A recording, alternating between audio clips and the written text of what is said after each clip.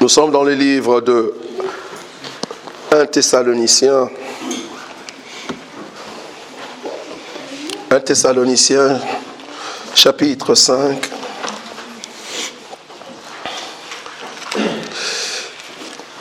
Permettez que aujourd'hui nous ne soyons pas très longs, parce que nous allons juste exhorter. Nous étions très longs le vendredi. On a commencé à partir de minuit jusqu'à 5 heures du matin. Et que nos voix sont parties. Et le samedi, hier, on était ici jusqu'à 16 heures. Donc aujourd'hui, nous ne saurons pas être très longs. Je vais prendre l'écriture dans le livre de 1 Thessaloniciens.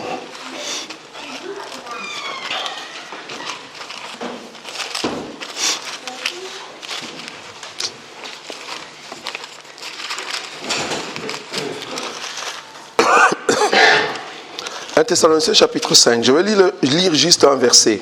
La Bible dit ceci, le verset 23.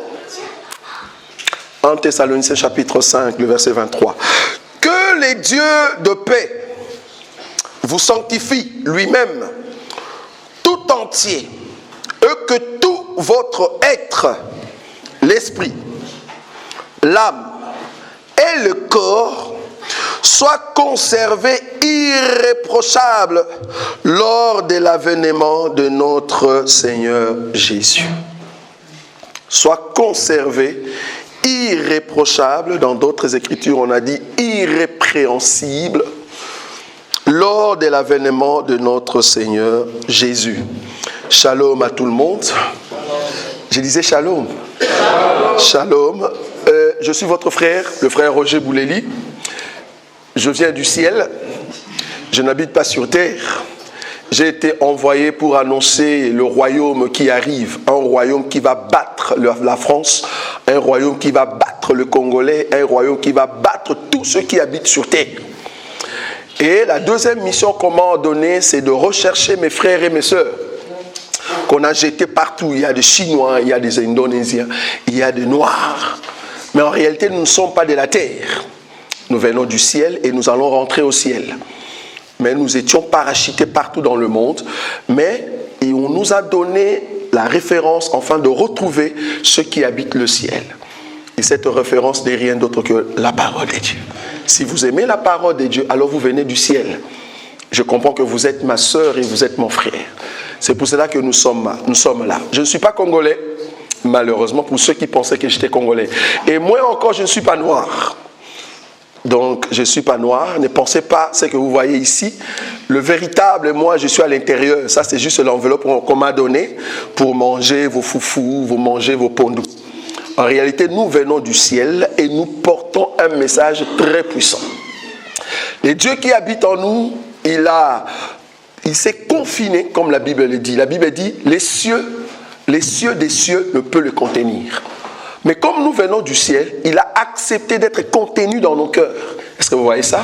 Un Dieu si grand, mais il s'est confiné dans le cœur de ceux qui viennent du ciel, afin de proclamer la parole de Dieu. J'aime toujours utiliser ces langages pour ceux qui pensent que nous sommes de la terre. Nous ne sommes pas de la terre. Donc, nous sommes des ambassadeurs, nous annonçons le royaume des cieux. C'est un royaume qui vient avec puissance, un royaume qui va enlever tous les homosexuels.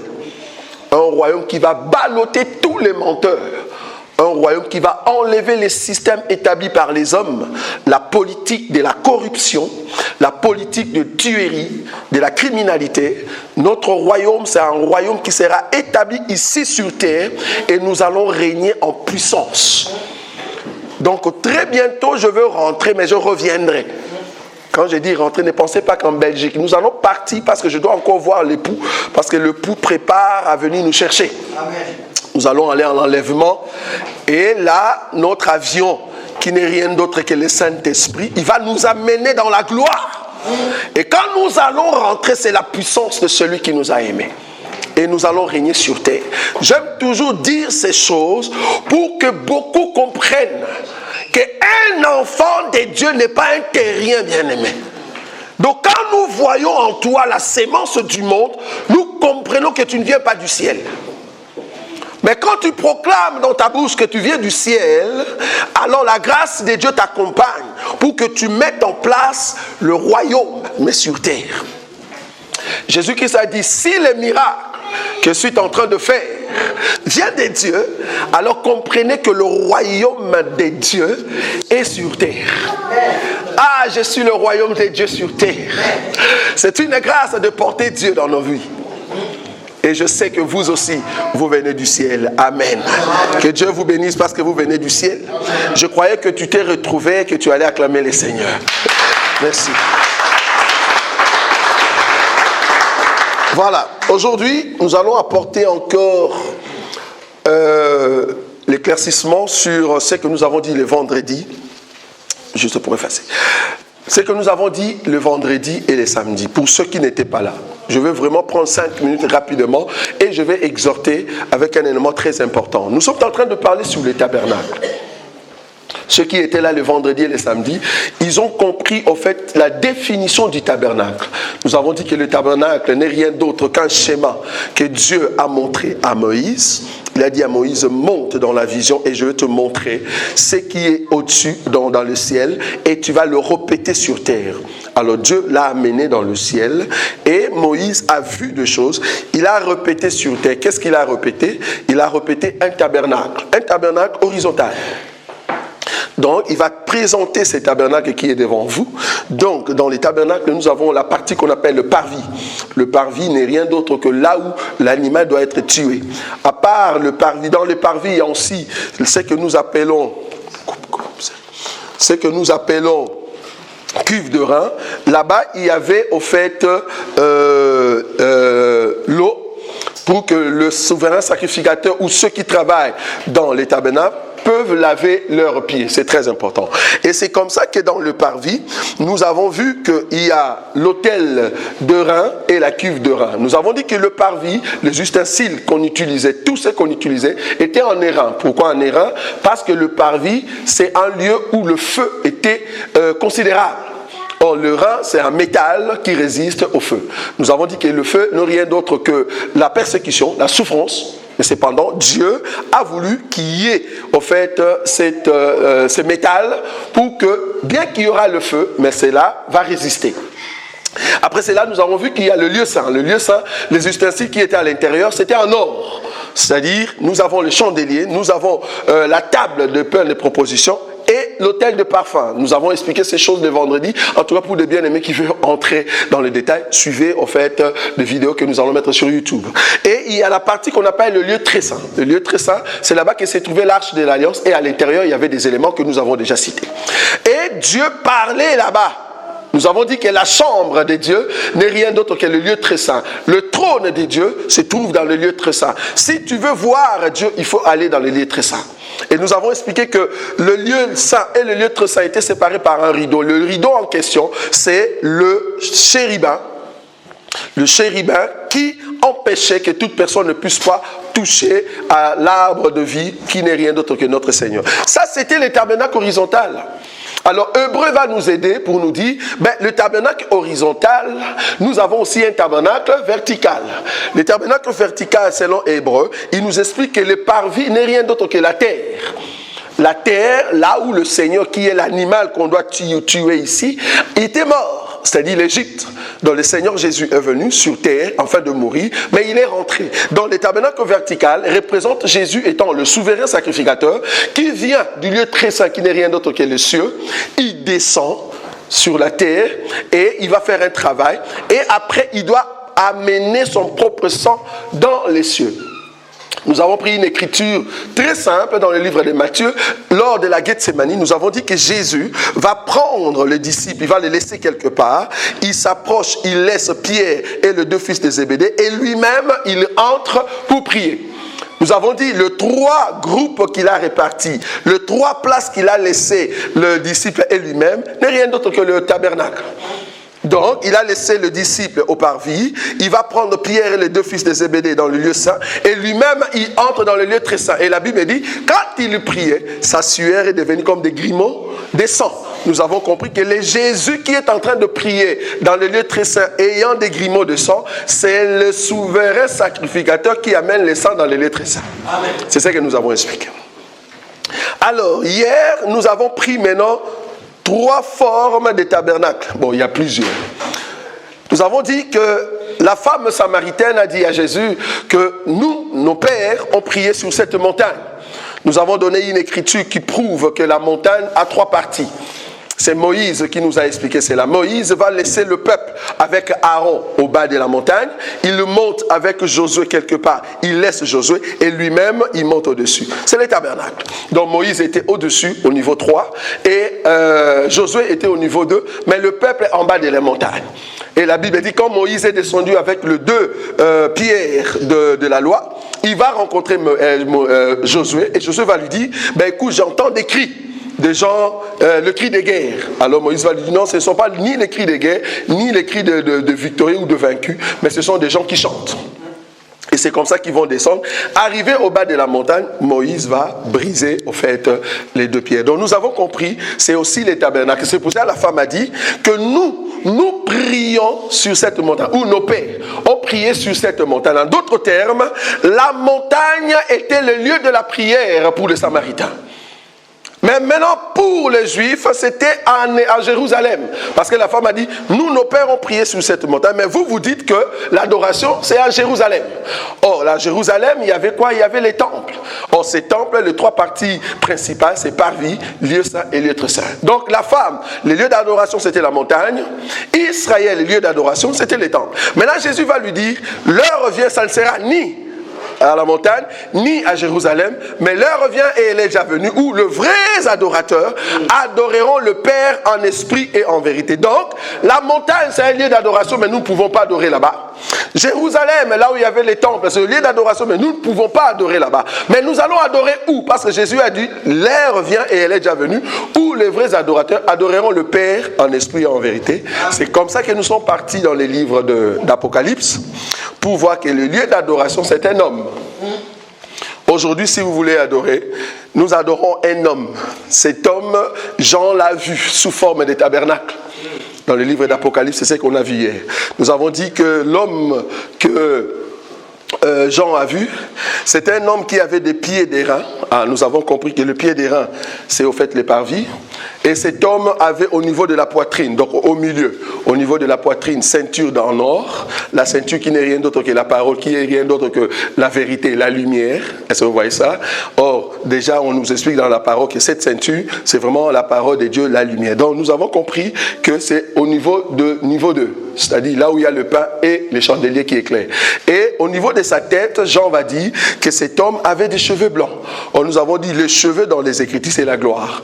Parce que les chevelures a été donnée à la femme comme gloire. Ça va? Donc nous croyons que la chevelure, c'est la gloire. Donc cet homme avait la gloire dans son état pur. Et que de sa bouche sortait quoi? L'épée. L'épée aussi c'est la parole, mais la parole qui dresse, la parole qui contrôle. Nous avons compris que c'est le lieu très saint, là où Dieu parlait. Et nous avons terminé pour dire que Zachée est monté sur un sycomore. Les sycomores n'est rien d'autre qu'un tabernacle aussi, mais un tabernacle qui commence par des racines au milieu de l'arbre et au-dessus de l'arbre. C'est au-dessus de l'arbre, au niveau 3, que tu peux rencontrer Dieu et voir Jésus. Et c'est comme ça que Jésus peut t'appeler par ton nom. Voilà, donc vous pouvez toujours suivre cet enseignement. C'est un grand enseignement pour ceux qui aiment la profondeur. Amen. Mais aujourd'hui, permettez que je puisse effacer pour ceux qui n'ont pas pris de photos. Donc, vous allez prendre auprès d'autres bien-aimés. Alors aujourd'hui, nous allons toucher maintenant les tabernacles humains ou le tabernacle de l'homme. C'est très important. C'est là-bas que nous allons exhorter rapidement, même dans 15 minutes. Mais c'est un enseignement très profond qui se trouve déjà sur YouTube, que vous pouvez aussi suivre. Alors, nous venons de lire dans le livre de 1 Thessaloniciens chapitre 5, le verset 23, Dieu dit que tout votre être soit gardé irrépréhensible lors de l'avènement du Seigneur. On nous a posé la question de savoir, est-ce que cette écriture est juste? Parce que lors de l'avènement du Seigneur, c'est l'esprit qui part. Pourquoi on a mis les corps à l'intérieur? Nous avons dit, au fait, le corps corruptible qui meurt aujourd'hui, quand le Seigneur viendra, Paul a dit que ce corps sera comment? Changé. Nous aurons un autre corps. Le corps corruptible ne va pas entrer dans le royaume des cieux, mais on va prendre un autre corps. Donc Dieu va nous donner un autre corps qui nous permet d'entrer. Mais ce n'est pas notre enseignement aujourd'hui. Aujourd'hui, nous voulons entrer dans le détail d'un élément très important. Permettez que je sois vraiment bref, mais pour ceux qui veulent vraiment cet enseignement dans la profondeur, vous pouvez toujours aller sur YouTube. Nous l'avons mis, en tout cas, sur l'enseignement de l'homme et la femme. Donc ici, je dis, c'est votre esprit. Esprit.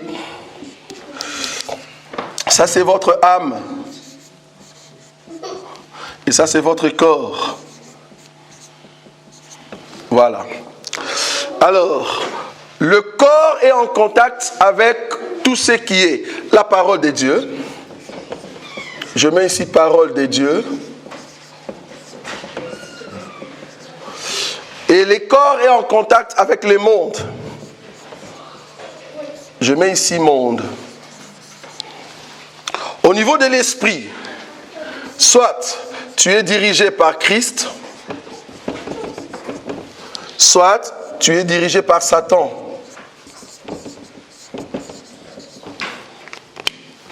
Alors, je vais faire un exercice ici rapidement pour ceux qui sont dans le monde et ceux qui sont en Christ Jésus. Qu'est-ce qui se passe? Toute personne qui écoute la parole de Dieu. Nous avons déjà dit dans cet enseignement que la partie où l'homme reçoit la sémence de la part de Dieu, c'est son oreille. C'est par l'oreille que tu peux aller en enfer ou entrer dans le ciel. L'oreille, c'est la partie où Dieu peut t'accorder la grâce pour écouter la sémence. Alors, la parole de Dieu te met en garde contre tout mouvement, contre toute rencontre avec le monde des ténèbres. La parole de Dieu te dit, marche dans la vérité, fuis le péché. C'est par le corps que tu entends cela. Mais non, si tu n'es pas de Dieu, même quand on te dit, on t'annonce la parole de Dieu, il n'y aura pas beaucoup d'influence. Parce qu'au niveau de ton esprit, tu n'es pas dirigé par Christ, mais tu es dirigé par Satan. Alors la parole de Dieu n'aura pas la force d'entrer en toi. C'est parce que toi, tu es plus influencé par le monde.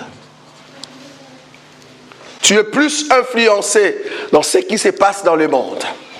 Or, dans le monde, il y a la calomnie, le mensonge, le vol, l'impudicité, l'adultère, tuerie, cupidité.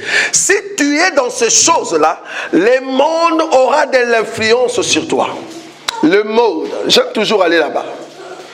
Un enfant de Dieu n'est pas soumis à tout ce qui est mode. Un enfant de Dieu ne peut pas suivre comment le monde marche.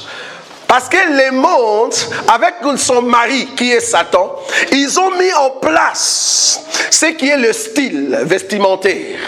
Avec leur fille de Beyoncé, j'aime toujours dire le nom de cette fille-là. Une fille remplie de démons à fond. Les Nicki Minaj, ici c'est Minaj. Ce sont des filles du diable que le diable a envoyées pour vous montrer, si tu n'aimes pas la parole, comment te vêtir. Et là, Satan est content. Parce qu'il a envoyé ces filles afin de vous montrer comment vous vêtir. Quand vous suivez ces gens-là, ce sont eux qui amènent des modes, qui quittent l'Amérique, qui viennent jusqu'ici en France. Et ça va jusqu'au Congo. Quand tu suis ces gens-là, tu dis c'est la mode. Un enfant de Dieu ne suit pas la mode. Un enfant de Dieu suit toujours l'enseignement. J'aime toujours dire que notre Dieu, il est le même. Hier, aujourd'hui et pour toujours. Si hier, il nous a dit de ne pas suivre la mode, jusqu'aujourd'hui, il le fait. Donc, si tu suis le monde, comprends qu'au niveau de ton esprit, tu es dirigé par Satan. Même si on te prêche la parole de Dieu, rien ne va entrer. Et j'aimerais te dire, comme c'est Satan qui te dirige au niveau de l'esprit, c'est pour cela, tu vas remarquer, que ton corps, parce que tu es dirigé par le monde, ton corps a le pouvoir sur ton âme. Qu'est-ce qu'il y a au niveau de l'âme? Bon, je vais d'abord dire, qu'est-ce qu'il y a au niveau du corps? Au niveau du corps, il y a tout ce qui est désir. Tous les désirs viennent au niveau du corps. Ne soyez pas esclaves de tes désirs. Alors, les désirs va dire à l'âme. L'âme, c'est l'émotion, les sentiments. Et là-bas dans l'âme, comme elle est soumise au corps, elle va laisser le désir surmonter ses pensées.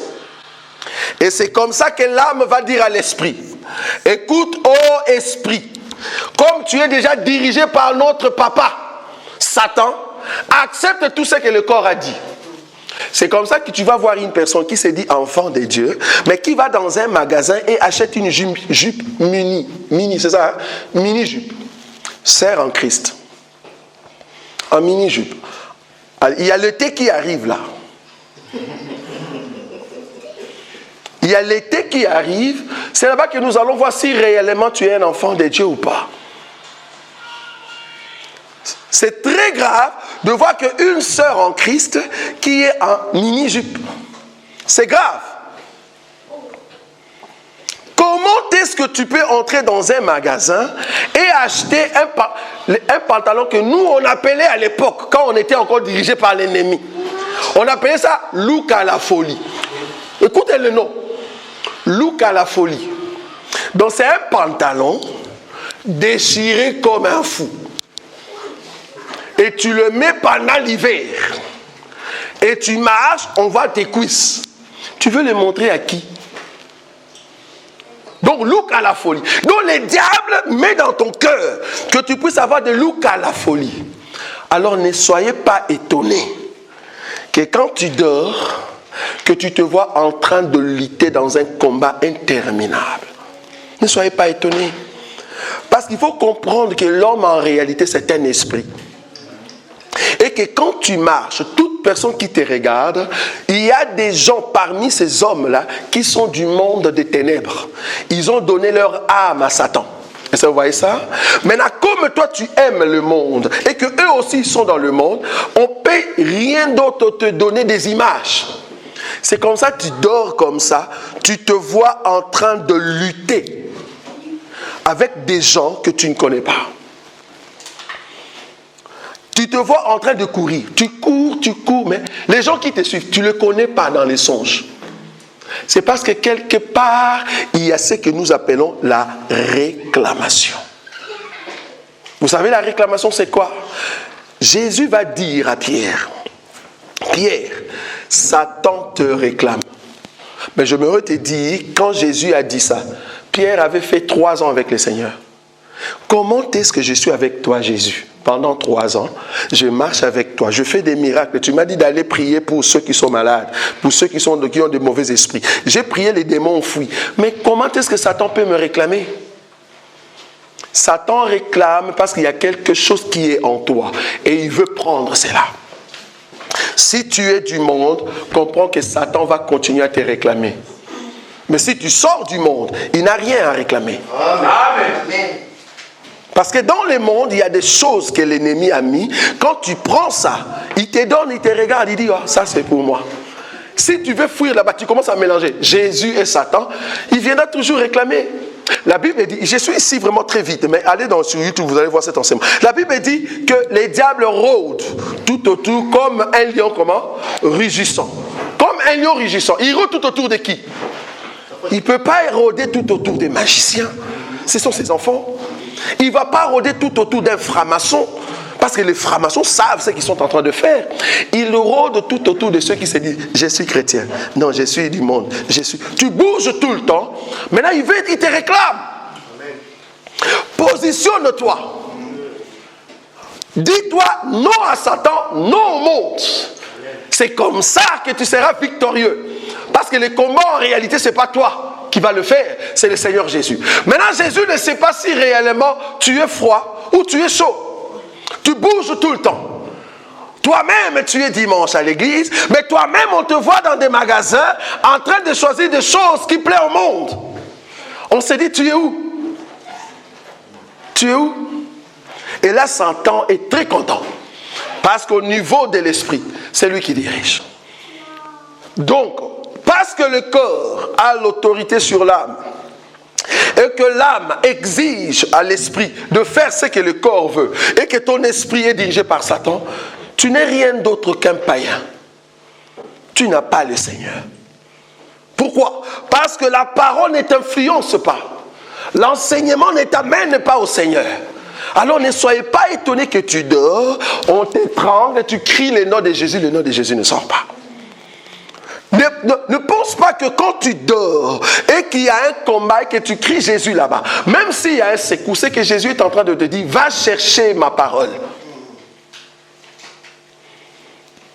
On a même été étonnés de bien-aimés qui sont en train de dormir. À chaque fois, ils font ces songes du genre, j'avais quelque chose de très précieux dans ma poche ou dans mon sac. Et puis, je commençais à chercher la chose, je n'ai pas trouvé et puis je me suis réveillé.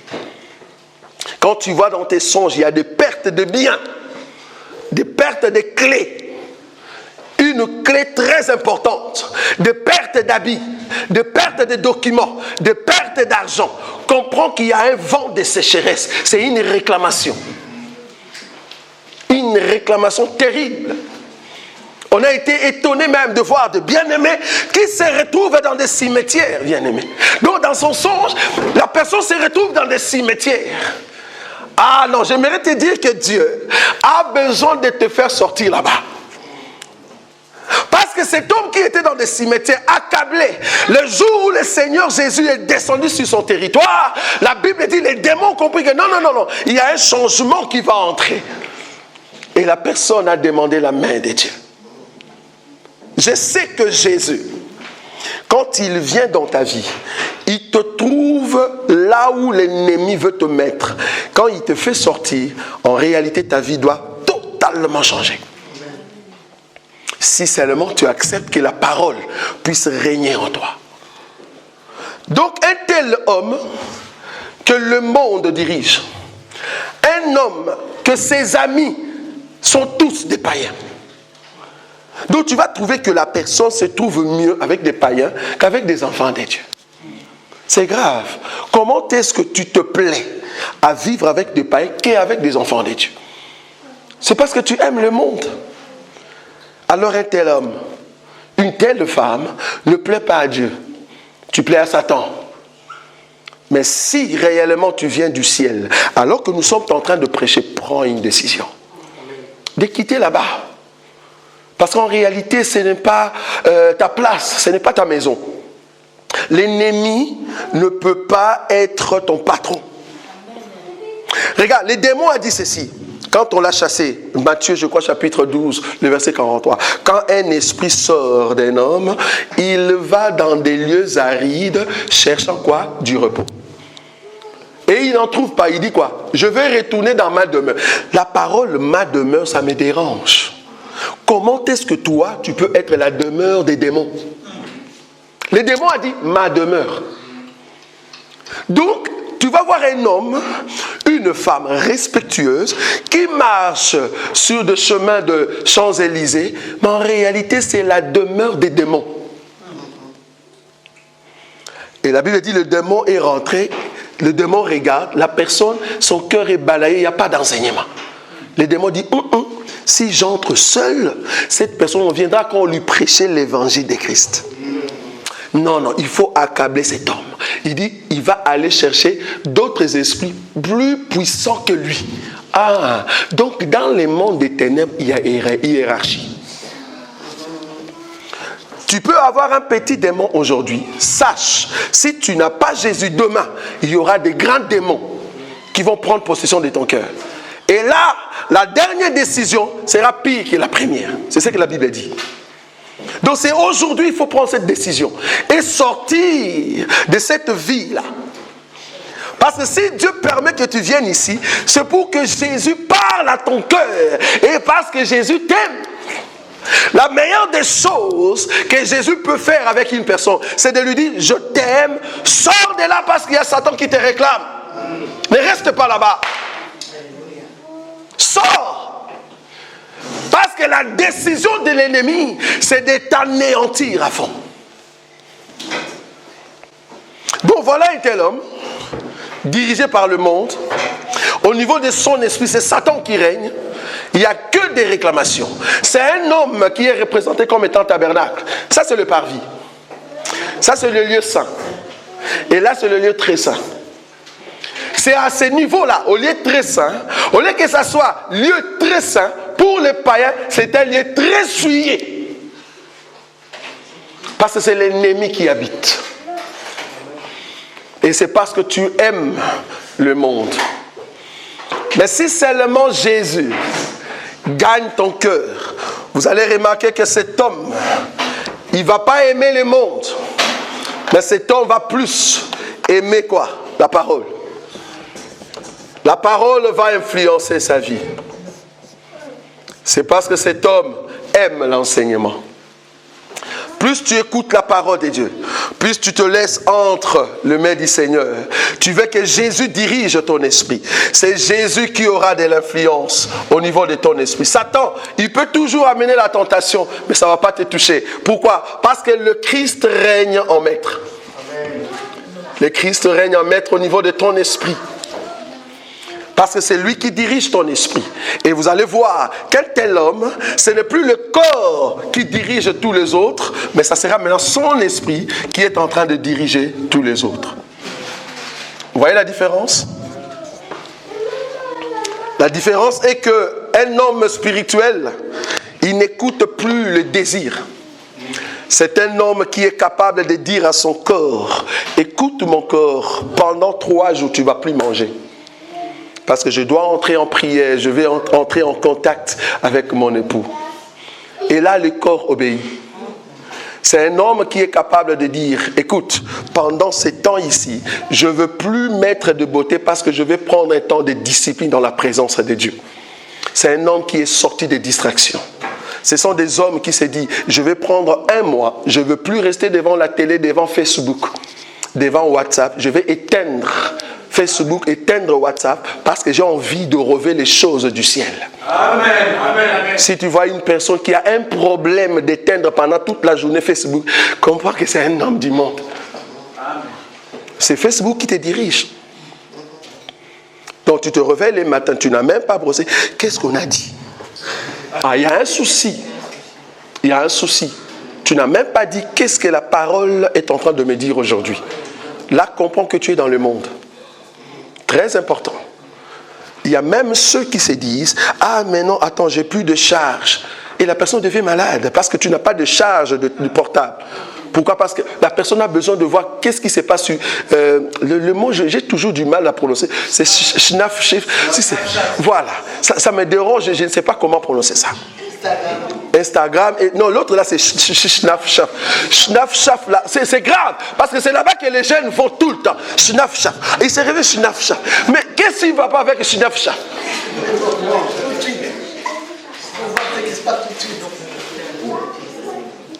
Si seulement tu utilisais ce temps pour louer Jésus.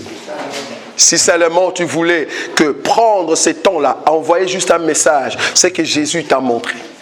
C'est pour cela les gens qui ont l'enseignement, tu vas voir que dans leur sommeil, quand ils se couchent, la Bible dit, je me couche et je m'endors en paix parce que l'Éternel, tu donnes la sécurité dans ma demeure. Et là, la personne dort calmement. Même quand les sorciers viennent avec des couteaux, cette personne est calme, il dit, c'est pas mon problème, voyez ça avec Jésus. Ce sont des gens qui n'ont plus peur de la mort. Amen. J'ai dit à un homme, j'ai dit, écoute, j'ai besoin que le Seigneur me tue. Il dit, hey, toi tu n'as pas peur de la mort. Je dis, si tu savais combien j'attends que Dieu puisse me tuer. Quand tu vois une personne qui a peur de la mort, c'est que tu veux vivre. Où? Sur terre.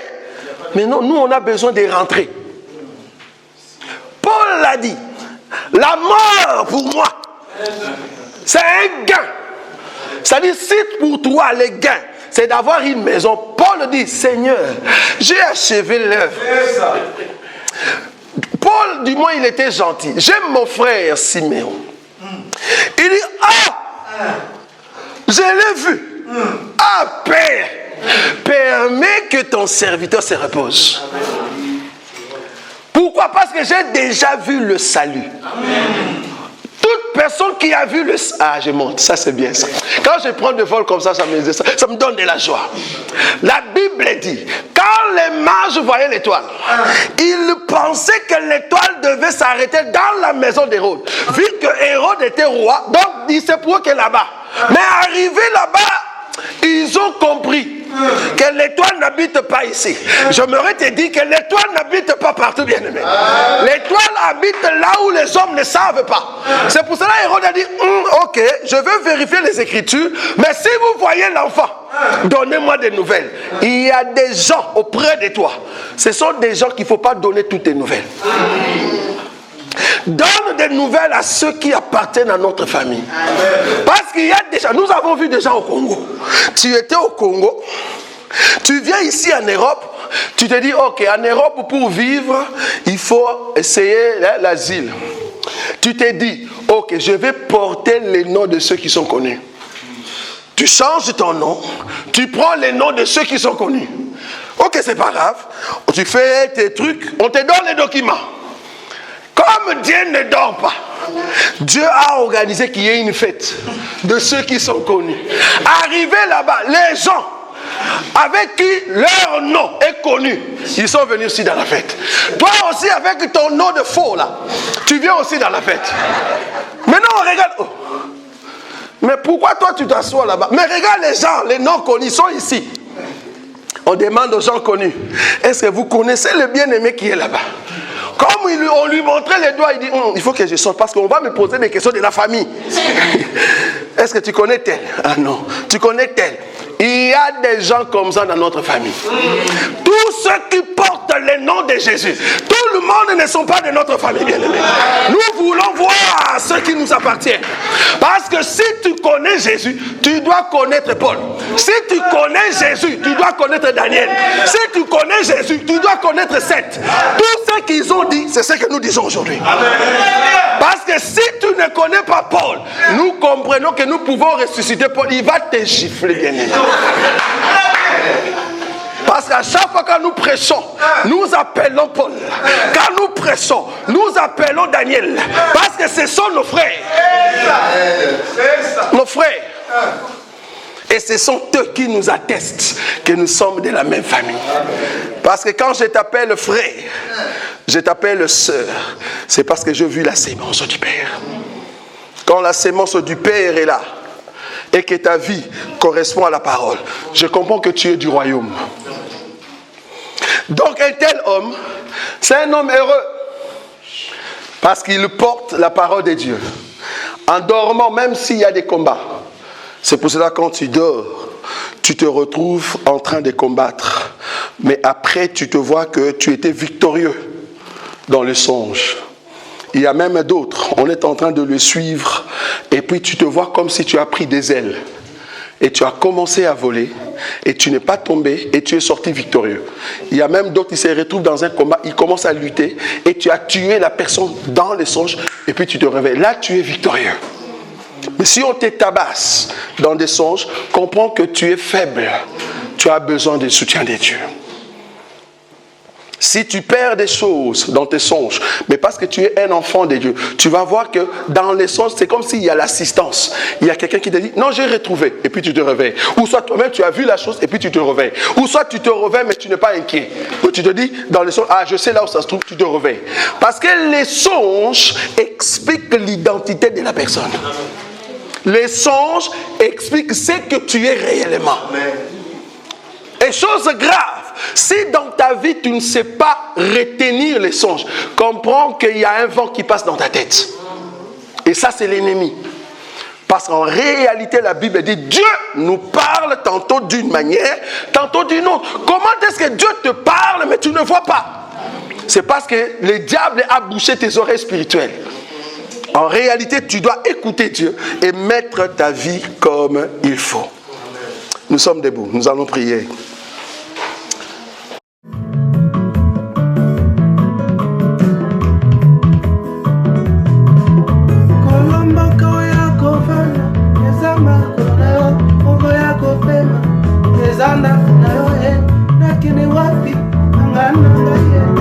Samena ngai,